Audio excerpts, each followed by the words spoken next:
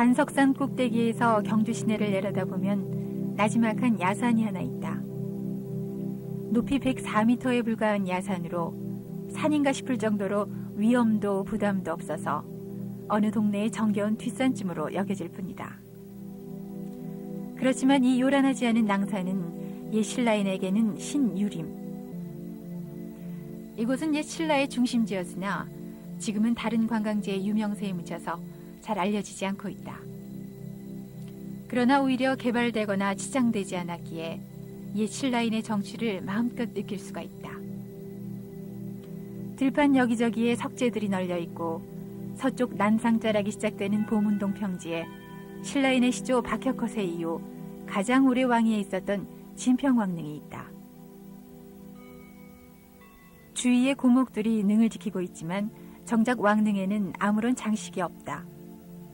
장식이 없음에도 왕릉은 결코 초라하지 않고 오히려 온화하다. 이곳에서 멀리 보이는 낭산자락에 그의 큰딸인 선덕여왕 능이 있다. 신라 최초의 여왕이 된 선덕여왕은 제위 16년 동안 삼국통일의 기초를 닦았다.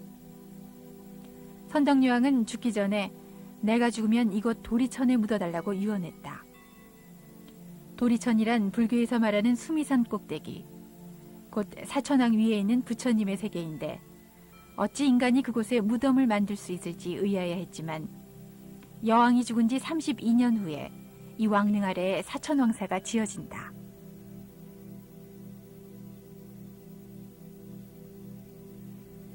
사천왕사는 신라가 삼국통일의 대업을 완수하고 세계 최강의 힘을 지닌 당나라의 침략을 막기 위해서 지어진 호국 사찰이다.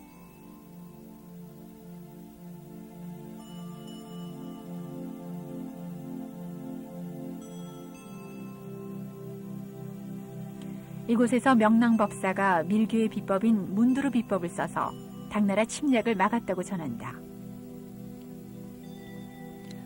이 절은 통일 이후에 등장하는 쌍탑 가람제를 하고 있다. 가람배치는 금당을 중심으로 해서 동탑과 서탑이 있고 북방으로는 좌경루와 우경루가 있어서 마치 본전불이 안치된 금당을 중심으로 사천왕이 배치된 것과 같은 특이한 가람 형태를 이루고 있다.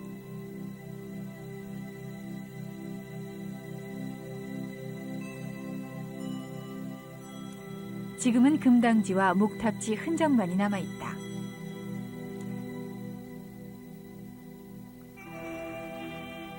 이곳 목탑 중심 기둥 주변에 배치되었던 사천왕상 전돌은 비록 깨어지긴 하였지만 마귀를 밟고 있는 자신만만한 자세를 보여주고 있다.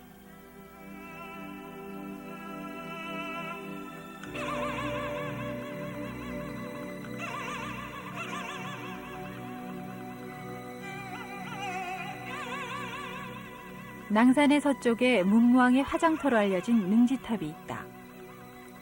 부드러운 연화문으로 장식된 이 탑의 하층 옥신에는 12지 신상 조각이 비교적 정확히 남아있다.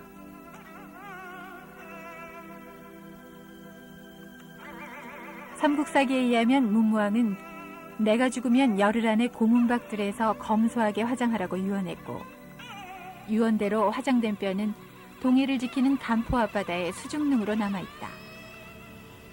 죽은 뒤에도 바다의 용이 되어 이강산을 지키려 했던 문무왕의 호국 의지를 느낄 수 있으리라.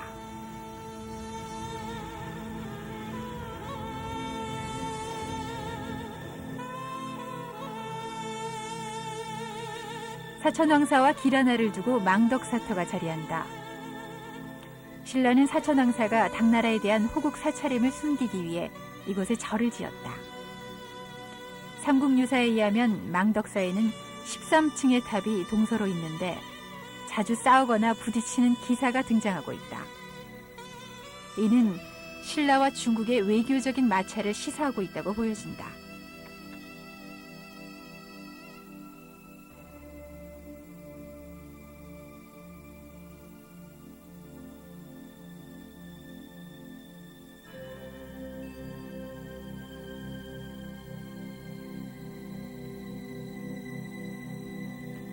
이곳 역시 잡초 사이로 금당지 초석과 목탑의 심초석에 사리공만 남아있다.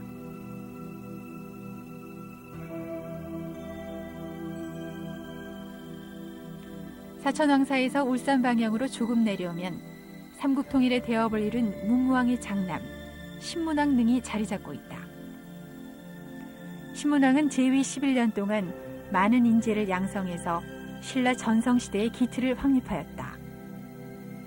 이 무덤의 특징은 잘 다듬어진 벽돌 모양의 석축을 5단으로 쌓고 이 석축을 지탱하기 위해서 44개의 호석이 받치고 있다. 이러한 호석은 12지 신상을 새긴 호석으로 발전한다. 남쪽 호석에는 문이라는 글자가 새겨져 있어서 능으로 들어가는 연도 표시가 되어 있다. 한 봉분 안에 추가장을 할 수 있도록 왕릉을 조형한 것 같다. 낭산 동북쪽 보문평화를 바라보며 석탑 하나가 서 있다. 통일 신라 시대의 전형적인 모습을 보이고 있는 이 탑 주변은 왕실의 복을 비는 황복사가 있었다.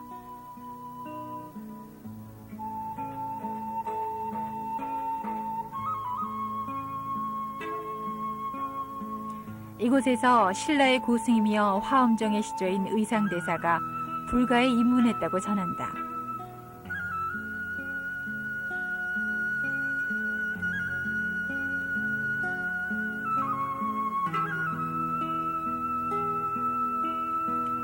보문평화 동쪽에는 어느 절의 것인지 알 수 없는 특이한 단간지주 한 기가 서 있다.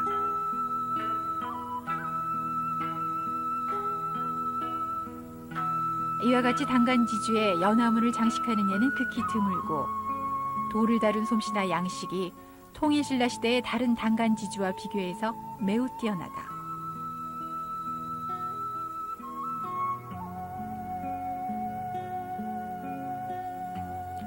이곳에서 얼마 떨어지지 않은 곳에 또 다른 단간지주가 하나 서 있다.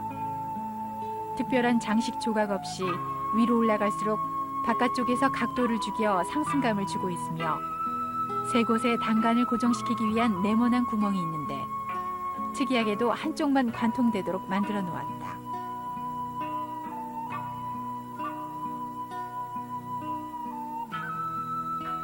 이 사찰의 규모를 짐작할 수 있고 지금까지 온전히 남아있는 몇 안 되는 유물 가운데 하나가 바로 이 석조다.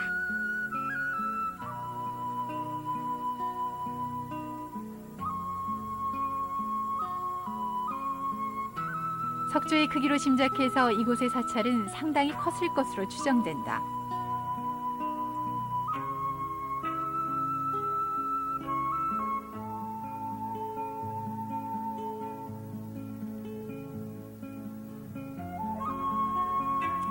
이 절 역시 정확히 언제 창건되었는지는 알 수 없다. 금당지에는 각종 석축이나 기단석 등이 남아있으며 동서로 목탑지 흔적이 남아있다.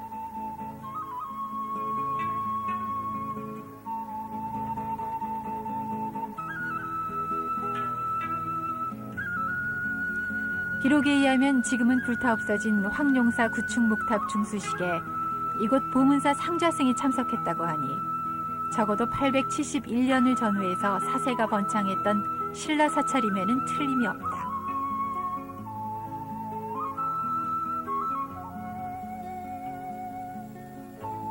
능선을 따라 잔잔히 펼쳐지는 유적과 유물들의 외형은 이미 잘 알려진 신라의 유적과 유물들에 견주어 볼 때 결코 화려하거나 장엄하지 않다. 그러나 그 내면에는 낭산을 존중한 옛 신라인의 정신이 담겨 있다.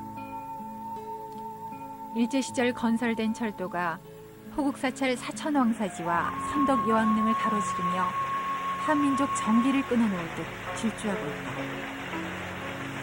일제의 집념을 꺾고 우리 모두 다시 한번 이곳을 애정을 가지고 대한다면 그 옛날 신라인들의 포근한 미소가 오늘날 되살아날 것이다.